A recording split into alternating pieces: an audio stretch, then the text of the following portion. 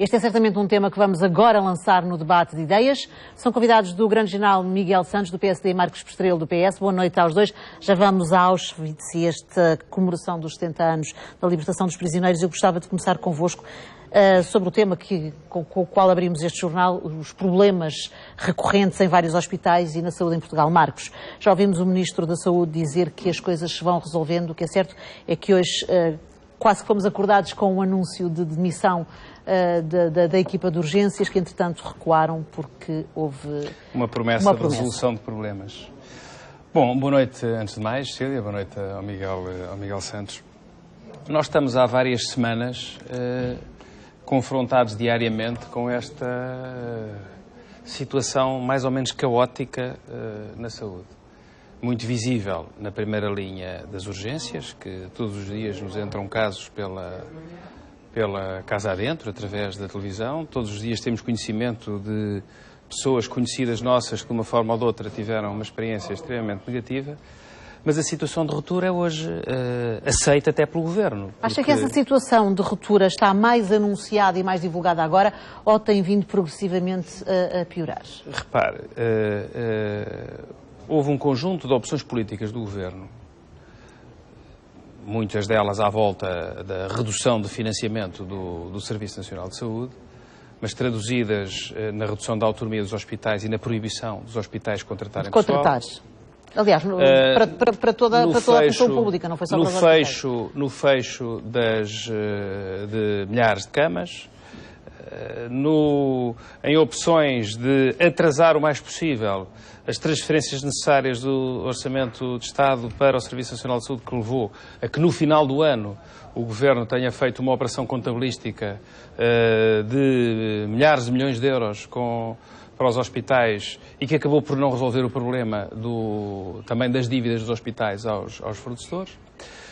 Todas estas situações acompanhadas do fecho de camas, sobretudo nos cuidados continuados, do desinvestimento no atendimento nos cuidados de saúde primários, os problemas que existem nos centros de saúde, os problemas que existem com os médicos de família e que levam as pessoas perante uma pequena necessidade que provavelmente não obrigaria a recorrer às urgências, a irem a uma urgência. Concretamente, que podia ser, se calhar, concretamente à situação do Garcia de Horta, e foi isso que ficou entendido na conferência de imprensa desta tarde. O que é certo é que os médicos demissionários mantêm a demissão até que sejam resolvidos os problemas, até que eles aceitam participar. Porque torna-se difícil na solução, em construir a solução. Mas continuam demissionários até que os problemas estejam resolvidos, até que haja camas e até que haja condições. Os problemas têm vindo a repetir-se, estão pré-anunciados e têm vindo a repetir-se. Vamos lá ver, aquilo que aconteceu no Natal, o Governo não pode dizer que foi inesperado. A Administração Regionais de Saúde não podem dizer que foi uma situação inesperada. O Natal foi uma quinta-feira e podia haver pontos. Bom, isso já se sabe há muito tempo que o Natal ia ser uma quinta-feira. Eu depois quero ouvir o Miguel, mas deixe-me fazer essa pergunta. É como desculparmos com o frio em janeiro. É natural que em janeiro... E que se autorizam eles próprios irem, por exemplo, de férias naquele período? Não. Tem que haver equipas de gestão que decidam. E isso acontece em todas as empresas, sejam públicas ou privadas, se as pessoas podem ir de férias ou não em determinados períodos. O problema adicional prende-se também com a quantidade de médicos disponíveis, com a qualidade dos médicos disponíveis. O Governo tem recorrido com uma frequência maior do que devia à contratação de médicos através de empresas de prestação de serviços, que, de acordo com a Ordem dos Médicos, por exemplo, não assegura o grau de remuneração e o nível de qualidade exigido para uma situação como a situação das urgências. Há muitas urgências de hospitais importantes hoje em Portugal que estão asseguradas por internistas, médicos ainda por internos, perdão. Internos médicos, é diferente de internistas, exatamente. Por internos, médicos ainda em formação. E que, naturalmente, para apreciar um mesmo problema, se calhar demoram mais tempo do que um médico com outra... E precisaram certamente de séniores a acompanhá-los. E depois o Governo tem andado aqui para trás e para a frente. E as primeiras reações a que assistimos, por exemplo, do Secretário de Estado adjunto da Saúde, foram reações de não, está tudo normal, nós agora temos aqui uma pequena dificuldade, vamos contratar uns serviços de urgências com os hospitais particulares. Foram depois contrariadas, imediatamente a seguir, pelo Ministro, que veio, aliás, reconhecer que a situação estava complicada. Hoje, aliás, confirmado pelo Presidente da Administração Regional de Saúde do Norte, pelo Presidente da Administração Regional de Saúde de Lisboa, que reconhecem as dificuldades, as preocupações, o facto de os hospitais estarem no limite, e este andar para trás e para a frente. Agora o Ministro finalmente autorizou contratações de profissionais, agora o Ministro mandou abrir mais cerca de 600 camas, anda aqui para trás e para a frente, num desinvestimento muito preocupante, que depois tem consequências visíveis Miguel, na vida das pessoas. Que ainda não ouvimos o Miguel. Miguel, isto é um andar para a frente e para trás e a saúde não se resolve, ou os problemas da saúde não se resolvem enquanto não se tomarem medidas de fundo e medidas concretas para que haja, de facto, mais profissionais, para que haja, de facto, melhores condições nos hospitais públicos, neste caso. Eu compreendo aquilo que o Marcos estava a referir, porque julgo que faz parte do discurso político do Partido Socialista. Mas há aqui um distanciamento muito grande em relação à realidade. Aquilo que os partidos da oposição têm referido é que existe um desinvestimento na saúde. Ora bem, estes dados são facilmente comprováveis, porque basta ver os orçamentos contínuos que este Governo tem apresentado na área da saúde, que tem sido positivamente discriminada nestes tempos de dificuldade, e ver a conta geral do Estado de cada um dos anos, portanto, aí verifica-se que, de facto, isso não aconteceu. Ou seja, todos os anos... Mas reconhece que há menos médicos nos hospitais, que aquilo que os hospitais referem e os relatórios que fazem e aquilo que as pessoas também se queixam é que estão muito mais tempo à espera porque não há tantos clínicos, tantos profissionais de saúde que possam responder. Os orçamentos na área da saúde têm crescido todos os anos. O orçamento de 2014 em relação a 2013 tem mais de 54 milhões de euros. Então estamos a concluir que esses orçamentos são mal aplicados? Não, estamos a concluir que não há desinvestimento na área da saúde. Em relação aos médicos, a realidade também é muito clara.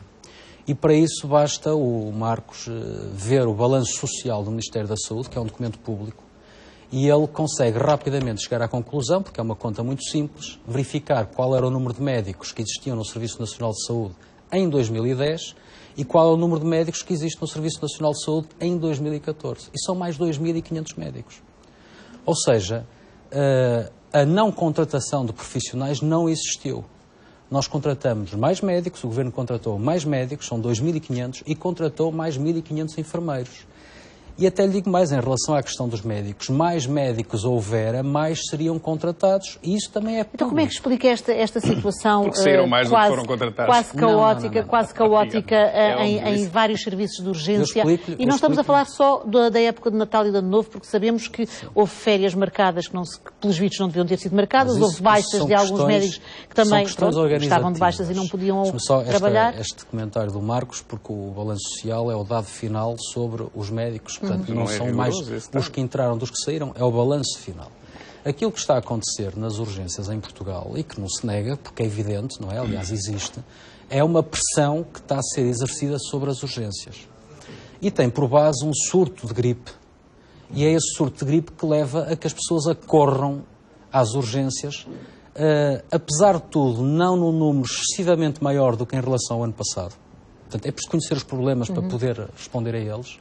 Mas, sobretudo, são os idosos quem está a recorrer mais às urgências. Isto tem uma implicação direta, porque associada à gripe tem patologias várias. Complicadas que depois provocam... E que leva, inclusive, à necessidade de internamentos. Exatamente. E, portanto, é aí que, de facto, está a existir uma pressão sobre as urgências e sobre os hospitais. Agora, isto não implica um desinvestimento e é facilmente comprovável porque, nas outras épocas do ano, esta situação não sucedeu. Então, como é que justifica, e perante aquilo que o Marcos também disse, a contratação de mais profissionais de saúde, concretamente de médicos, se a gripe é sazonal, depois, se calhar, então vai acontecer o contrário, que é ter médicos e profissionais de saúde a mais para as infraestruturas que existem. Isso aconteceria, o Marco falou... E não vai ser o caso, não é? Não. Aliás, o Governo... Eu já lhe dou a palavra, Marcos. Eu termino já. Esta não é uma questão estrutural. Se fosse estrutural, aconteceria nos outros meses do ano. Portanto, é uma questão episódica, neste período do ano, e que está a pôr esta pressão sobre as urgências. Nós temos carências de especialistas em diversas áreas. Anestesistas, o país precisa muito de anestesistas. Precisa de médicos de medicina geral e familiar também. O Governo preveniu esta questão porque era previsível. Ou seja, o ano passado, em janeiro, aconteceu uma pressão sobre as urgências. Há 2 anos, em janeiro, aconteceu uma pressão sobre as urgências. E nessa altura também o Partido Socialista, não sei se pela voz do Marcos ou de outros camaradas dele, vieram fazer este discurso. A pressão depois terminou. A pergunta que se coloca é, perante isto, o Governo não fez nada? Não, isso não é verdade. Em dezembro foram contratados mais 300 médicos para as urgências, exatamente para conseguir colmatar um problema que se adivinhava que ia acontecer. A taxa de vacinação dos idosos, que é uma vacina gratuita para os maiores de 65 anos, este ano atingiu os 65%. Em 2010 estavam nos 43%.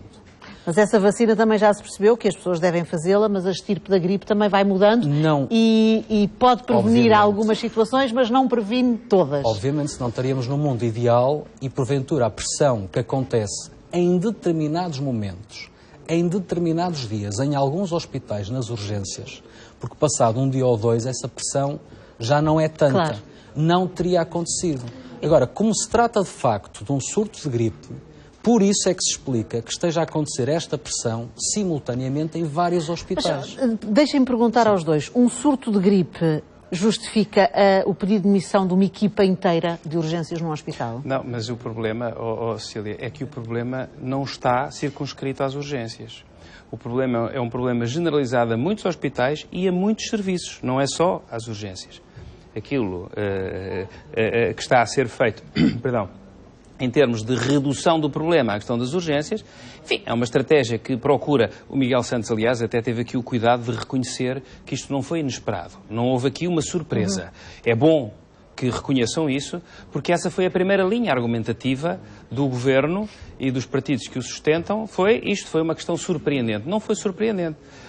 O surto de gripe era expectável, como o Natal, uma quinta-feira também foi expectável, e como todos sabemos que o pico do surto de gripe ainda não aconteceu. Estamos num pico, mas não está, de acordo com os estudos imunológicos, não estamos no que será o pico mais alto, então, previsivelmente. Eu faço a pergunta de outra maneira e gostava da resposta dos dois. Mas o problema, deixe-me terminar, é que este discurso do Miguel Santos não bate certo com a realidade. Porque a realidade depois não casa com ele. Porque os problemas surgem por todo o lado e, por muito esforço que os deputados da maioria e o Governo faça para tentar aqui convencer-nos a todos de que isto é uma inventona política do Partido Socialista, têm que se esforçar muito para que as pessoas acreditem nisso. Porque aquilo a que nós assistimos todos os dias não é uma inventona política do Partido Quer responder, Socialista. Miguel, para eu fazer então a pergunta? Nem sequer aliás, os principais agentes de contestação deste problema são os próprios profissionais de saúde. O próprio Marco acaba por entrar um bocadinho em contradição, parece-me a mim, quando afirma que era previsível e que nós respondemos que é uma inventona. Portanto, e inclusive louvam-me pelo facto de ter assumido que existe uma pressão nas urgências. Miguel é que disse aqui que isto era uma coisa inventada. Se nós assumimos uma pressão nas urgências, não estamos a inventar nada. Ela existe e de facto existe. Agora, nós estamos a falar de um problema episódico e, porventura, daqui a pouco tempo, o Marco já não poderá dizer isto porque não acompanhará a realidade. Então deixem-me fazer esta pergunta. É um problema episódico ou terá também a ver com o facto de vários profissionais de saúde, concretamente médicos, terem aposentado recentemente muitos, e grande parte deles também terem optado pela privada em vez da pública, porque nós sabemos que há instituições, cada vez mais instituições privadas de saúde em Portugal e cada vez mais médicos a deixarem o público para irem fazer e exercer apenas no privado. Como o Miguel Santos aqui reconheceu, não houve um afluxo anormal às urgências neste período. Não, houve. Disse exatamente isso. O Miguel Santos até disse que houve um afluxo ligeiramente superior ao do ano passado. Houve mais casos de gripe, muitos mais casos de gripe do que no ano passado. O afluxo às urgências foi um afluxo maior do que costuma ser em agosto, maior do que costuma ser em outubro, mas expectável e normal para esta época do ano. Portanto, não foi um afluxo anormal de que ninguém tivesse à espera. Não é o que houve, o que existe, o que há, é uma redução muito significativa da capacidade de atendimento. Esse é que é o ponto. E essa redução tem a ver com o facto de os médicos terem alguns aposentados, outros terem passado para o privado? Tem a ver com não ter havido um planeamento como deve ser, tem a ver com o facto de não ter havido a reforma hospitalar que o Ministro prometeu no princípio da legislatura e que até hoje não saiu do papel, tem a ver com o facto dos serviços dos cuidados de saúde primários não terem capacidade de rastrear e atender as pessoas, tem a ver com estas ideias mirabolantes de vamos mandar os doentes das urgências para os privados, quando o problema nas urgências está nos doentes mais urgentes e não nos doentes menos urgentes, que eram aqueles que iriam ser mandados para Miguel, as urgências. Tem a ver com falta de... que não respondem tem a ver com aos falta de problemas que profissionais e com essa... com aspas, de bandada de médicos para outros. É muito complicado responder porque o Marcos Prestrelo disse todo um conjunto de coisas que não correspondem à realidade e com as quais eu não concordo. Vamos lá ver. Então rebata. Vou rebater exatamente isso e vou tentar fazê-lo de uma forma mais explícita. Portanto, o que está a passar é que nós temos patologias de idosos que implicam internamento. Marcos, o número maior da afluência às urgências no final de 2014, portanto, já apanhando parte do dezembro todo, não é? Representam mais 90 mil pessoas, é disso que nós estamos a falar. Aliás, tu compreenderás que Miguel, em Portugal, por dia, a questão os dos nossos idosos hospitais... é muito bem referida e acho que os devemos nossos voltar a ela. hospitais, por dia, realizam uma média de 16 mil urgências. Esta é a média dos nossos hospitais diária. Portanto, acontecer num determinado dia, hospitais têm médias de atendimento de 200 pessoas dia, ou de 300 pessoas dia. Naquele dia, terem uma ocorrência de 300 ou 400 mil, naturalmente que está aqui um esforço suplementar que tem que ser feito para que os tempos não derrapem. Não se podem esperar 24 horas numa urgência para ser atendido, como aconteceu. E há provas disso, por exemplo, no Hospital Amadora Sintra, que as pessoas foram à urgência e lhes disseram, olha, isto pelo menos 20 horas de atendimento vai ter que ficar à espera. Como sabe, nós já há alguns anos adotamos o sistema de triagem de Manchester, o que significa que qualquer pessoa que chega a uma urgência é feito um pré-diagnóstico e que é classificado por cores, pulseiras com diversas cores, mediante o grau de urgência que acontece. O que significa que os casos verdadeiramente urgentes não têm tempo de espera. Agora, nós temos uma tradição, de facto, é um costume que está instalado, as pessoas gostam muito de ir às urgências, não gostam, só porque seja, não têm onde ir. Não gostam, mas não têm outro sítio onde ir. Não, tem a ver com questões culturais que agora também já foi, na altura foi anunciado que os centros de saúde iam alargar o seu horário. Isso foi uma das medidas que se sempre a correr atrás do prejuízo. Fechamos, depois abrimos, Marcos, alargamos. Isso não é verdade. Não é verdade. Estreitamos. Em devido tempo foi organizada toda uma equipa do Ministério da Saúde que em finais de novembro começou a trabalhar para preparar exatamente este período. E se a situação tem esta pressão e não tem uma pressão maior, acontece exatamente foram tomadas medidas preventivas. Medidas preventivas que levaram à contratação de 300 médicos logo à cabeça para conseguirem dar apoio nas urgências. Medidas preventivas que levaram ao alargamento do horário dos centros de saúde para período noturno. Deixa-me só terminar. O tempo está a passar e claro que vamos senão não conseguimos falar dos outros temas. É porque a questão dos idosos é chave neste discurso do Miguel Santos e prende-se com o que problema? O problema não está só nas urgências, está nas urgências e naquilo que está atrás das urgências. Ainda agora vimos aqui a notícia das cirurgias adiadas como se fossem consultas canceladas, foi a expressão, creio eu, usada pelo jornalista que faz a peça. Qual é o problema dos idosos? Os idosos chegam às urgências. Naturalmente, nestes períodos de maior frio, os idosos estão mais expostos a problemas de saúde. Têm outras patologias. Estão, não sei quantas centenas ou milhares de camas em entidades IPSS prontas para abrir. O Estado não fecha os contratos para essas camas poderem abrir, para poderem prestar cuidados continuados, para poderem dar apoio a esses idosos, depois do tratamento, acompanharem as diferentes patologias que eles têm. Para poderem libertar as camas dos hospitais. E que deviam estar a ser tratados em unidades de cuidados continuados para libertarem as camas dos hospitais, precisamente.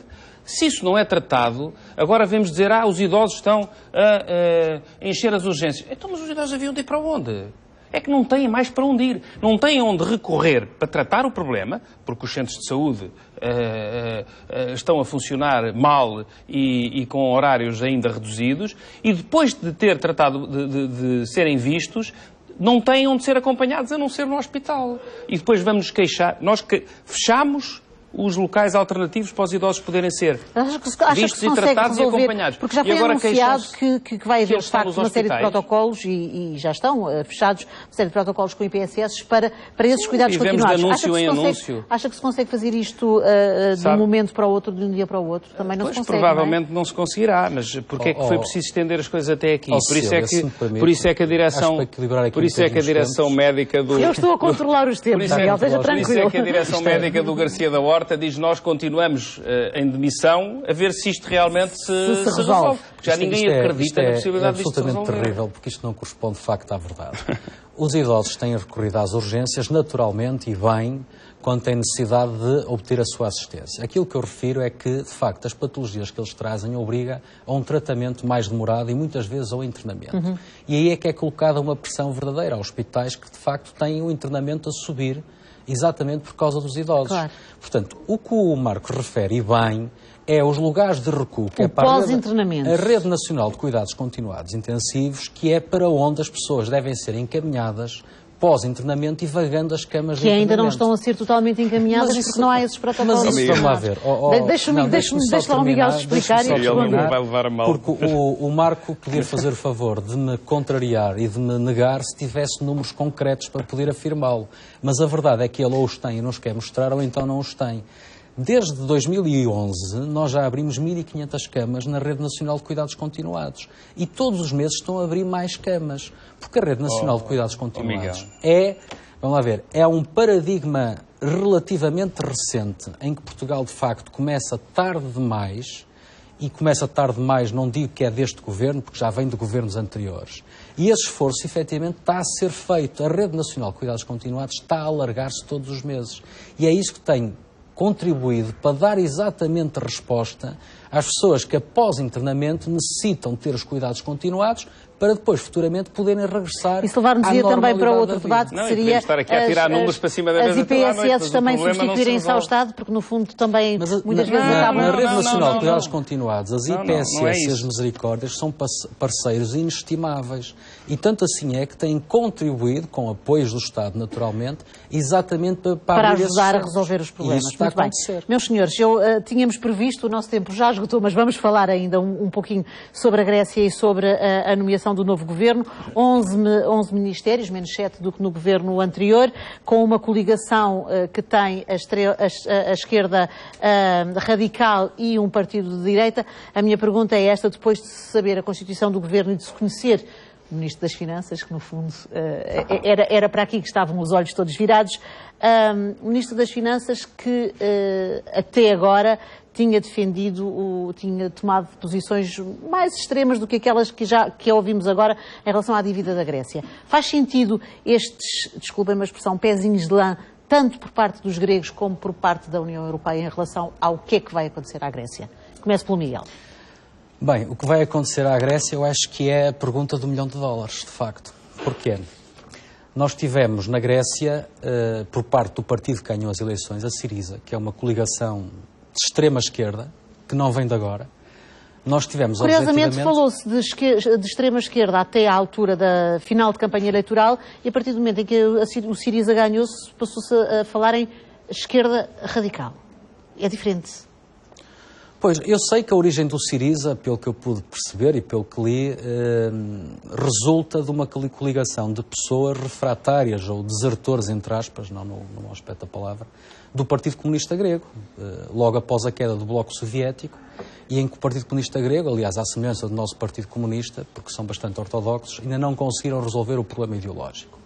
E aí surge, de facto, essa coligação do Syriza. Uhum. É contra a natura, sem dúvida, este acordo de governo com um partido de extrema-direita nacionalista, francamente... Que também não quer ser chamado de extrema-direita, direita moderada. Agora admito que a partir do day after das eleições, portanto, passando a euforia eleitoral, da noite eleitoral, as coisas talvez sejam um bocadinho mais reais e diferentes. Independentemente desta coligação, ambos, tanto o Syriza como este partido que se coligou agora para fazer governo, de direita, defendem o final das medidas de austeridade. É o tronco comum dos dois. Só que a forma como depois, se calhar, se vão querer executar a tomada dessas medidas é que será diferente. Pois é, porque não há milagres, era preciso haver um milagre grego para não ser uma tragédia grega. Porque, vejamos, todo o discurso que o Syriza fez até o momento em que foi eleito era um discurso que oferecia aos gregos o caminho mais fácil. O caminho mais fácil que implicava de impostos, aumento de salário mínimo, de impostos, o aumento dos salários, o aumento das pensões, aliás, que é e deixo até para o Marcos para comentar já a seguir, é um tipo de discurso muito semelhante ao que o Partido Comunista Português, o Bloco de Esquerda, inclusive o próprio Partido Socialista, vem fazendo ao longo dos últimos anos. Agora, o Syriza, o atual governo grego, este acordo, esta coligação de governo que existe, vai ser confrontada com a realidade e com a dura realidade de tomar opções. Que é ter de pagar a dívida. Que é ter de pagar a dívida e não só ter de ter recursos para solver os seus compromissos, a começar já em fevereiro e em março, que vão montar uma necessidade de financiamento perto dos 4 mil milhões de euros. Então deixe-me fazer esta pergunta ao Marcos. Marcos, este governo, esta coligação que foi feita para a criação do governo, vai conseguir manter-se em funções, sabendo que os gregos são muito exigentes e que neste momento não querem mais decepções e comprometer-se com a União Europeia? Eu adivinhar não consigo, mas para já não resisto a responder ali a uma pequena provocação do Miguel Santos, só para o lembrar que quem fez uma campanha eleitoral e venceu as eleições a prometer descer os impostos não foi o Partido Socialista, foi precisamente o Partido Social Democrata e o atual Primeiro-Ministro Pedro Passos Coelho, que prometeu que baixava os impostos e prometeu que não baixava as pensões, num diálogo célebre que ficou gravado, que terminou em disparate numa ação de campanha. Portanto, eu julgo que essa pequena provocação deve ser virada para o próprio PSD e não para o Partido Socialista. Aquilo que eu desejo, em função dos resultados, e julgo que é como todos devíamos olhar para aqueles que foram os resultados das eleições na Grécia, é que as coisas corram bem à Grécia. Claro. Porque se correrem bem à Grécia, vão correr bem à Europa e vão correr bem a Portugal. Mas isso passa por uma renegociação da dívida? Pois, há muitas maneiras de chamar ou de apelidar... Porque renegociar implica pagar, se calhar com prazos mais dilatados, se calhar com juros diferentes. Todos os Estados fazem permanentemente, pelo menos, não lhe chamam de renegociação, porque é um termo que pode ter outras interpretações, mas podem chamar-lhe refinanciamento. Ainda agora, em Portugal, o Governo anunciou que iria tentar resgatar mais cedo o empréstimo do FMI e substituí-lo por outro empréstimo. Vai procurar financiar ou refinanciar o pagamento dessa dívida, trocando por outra dívida com juros mais baixos. Portanto, isso não é outra coisa senão renegociar ou refinanciar os termos da dívida. Portanto, eu julgo que isso será positivo para a Grécia. Mas, sobretudo, o que é positivo neste resultado das eleições na Grécia é que houve um sinal claro de recusa de uma política de austeridade em nome da Europa. Em nome da Europa. O partido mais prejudicado foi, curiosamente, o Partido Socialista Grego. Isso é natural, porque o Partido Socialista Grego, do meu ponto de vista, tomou uma opção política... Mais penalizado pelos eleitores. Uma opção política errada, que foi a opção política de participar num grande bloco central, que não deixou margem de manobra, não deixou alternativas dentro do quadro clássico democrático de resumindo grego. E concluindo, porque o nosso tempo já estendeu e muito em relação àquilo que nós tínhamos previsto. Mas deixe-me só dizer isto. Eu gostaria de ver todas as forças democráticas a desejarem que as coisas corram bem à Grécia. E se correrem, é bom haver na Europa mais uma voz forte a pugnar pelo fim da austeridade. É bom haver na Europa uma voz forte a lutar por aquilo que a Europa, em certa medida, já está a fazer através do Banco Central Europeu. Se não correr este bem... governo combateu, ou pelo menos nunca se bateu por isso, mas que era bom... É bom que haja mais uma voz na Europa. Mas se não correr bem à Grécia, também se calhar não corre bem para muitos outros países que querem que corra bem também, não é? Portanto, não estão todos em situações idênticas às da Grécia. Pois não, mas também não se podem extremar as posições quer de um lado quer do outro. Portugal está numa situação muito diferente da Grécia. Aliás, quando a Cecília refere isso, a Bloomberg hoje fez uma estimativa. No caso da Grécia não cumprir as suas obrigações, nós próprios portugueses vamos ter que arcar com algumas responsabilidades financeiras que, segundo a estimativa, arcam em 550 euros por português. Não é? Agora, eu registro também, isto aqui, o que o Marcos disse, bate um bocado certo com aquilo que foram as declarações do seu secretário-geral, do seu líder, o António Costa, que foge do PASOK, do Partido Socialista Grego, e cola só ao Syriza, que é uma coisa absolutamente extraordinária. Felizmente, no Partido Socialista, ainda há pessoas que têm algum bom senso, e nomeadamente o Dr. António Vitorino, que de uma forma cautelosa, mas já veio dizer que vai ser de facto muito difícil para o governo grego conseguir todas as promessas eleitorais que o Syriza, enquanto campanha eleitoral, durante a campanha eleitoral, com toda a facilidade fez. Agora, o Syriza está colocado perante, e o governo grego está colocado perante a dura realidade de ter que tomar decisões e ter que tomar opções. Ninguém se colou ao Syriza. Sendo que, nomeadamente, o governo grego não conseguiu fazer o trabalho de casa, coisa que em Portugal acabou por acontecer. Não é uma afirmação que se possa fazer Marcos, Sim. 30 segundos para responder, temos mesmo que ir para Quem se colou intervalo. ao Siriza foram os gregos que elegeram. Nós limitamos a desejar que as coisas corram bem e percebemos que as razões pela qual o Siriza foi escolhido foi por ter uma lógica estratégica contra a política da austeridade europeia. Não é uma lógica nem uma estratégia, é um discurso. O que não se pode Aquilo que eu fazer desejo é que corra muito bem para a Grécia e para os o Primeiro-Ministro gregos. fez, a propósito daquela que é a opção política do governo grego, dizer que é uma opção infantil. Então o Primeiro-Ministro de um Estado E nós que se vai ainda não sentar ao lado conhecemos do outro exatamente as opções Estado políticas, sabemos vai quais foram as acusar o promessas outro eleitorais e agora ainda não Primeiro-Ministro de percebemos, ser infantil. ainda não percebemos como é E que termino com esta frase. este novo governo vai reagir. Infantil é nós acharmos que alguém defenderá por nós os nossos interesses. Marcos Isso Miguel, não existe em política pois não. O internacional. nosso tempo já passou e muito obrigada por terem estado no debate no Grande Jornal. Obrigado. Muito boa noite.